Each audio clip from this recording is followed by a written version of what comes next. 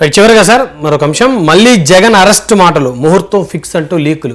అంటే ప్రభుత్వం వచ్చి ఏడాదిన్నర అయింది, కూటమి ప్రభుత్వం ఆంధ్రప్రదేశ్లో వచ్చిన దగ్గర నుంచి కూడా Jagan arrest Jagan arrest Jagan arrest అన్నారు.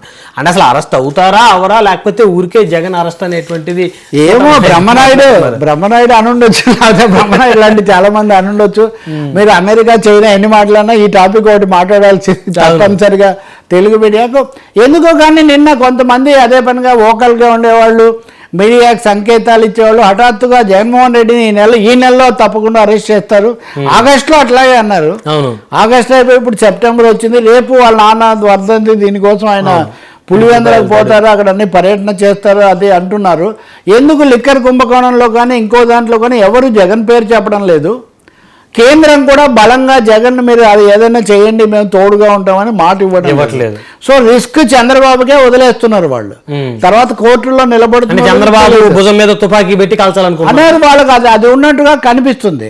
కాబట్టి ఇప్పుడు వాళ్ళైతే ఏం చేయలేకపోవచ్చు, ఎందుకంటే ఉపరాష్ట్రపతి ఎన్నిక అయిపోయే వరకు ఆయన మద్దతు చాలా అవసరం. ఇప్పుడు జస్టిస్ సుదర్శన్ రెడ్డి ఉపరాష్ట్రపతి అభ్యర్థి కూడా నిన్న ఫోన్ చేస్తే, సార్ మీరంటే చాలా గౌరవం ఉంది నాకు, కానీ మేమైతే ఎప్పటి నుంచో ఒకటే అభ్యర్థిని బలపరుస్తున్నాము అని ఆయన చెప్పారంటున్నారు.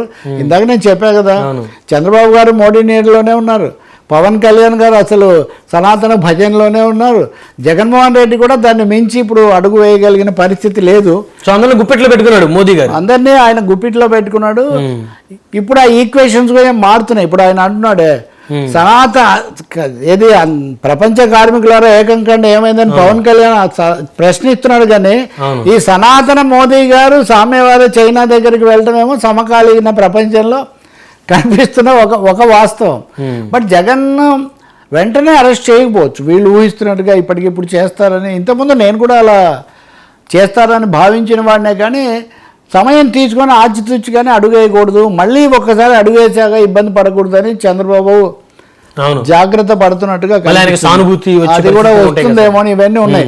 నిజంగా వాళ్ళు ఎదురు చూస్తున్నారు, జగన్ అరెస్ట్ చేస్తే వెంటనే దాని మీద మనం బిల్డప్ చేయొచ్చు అనే ఆలోచన కూడా వైసీపీ కూడా అదే కోరుకుంటుంది కదా సార్. వాళ్ళు అదే నేను చెప్తుంది.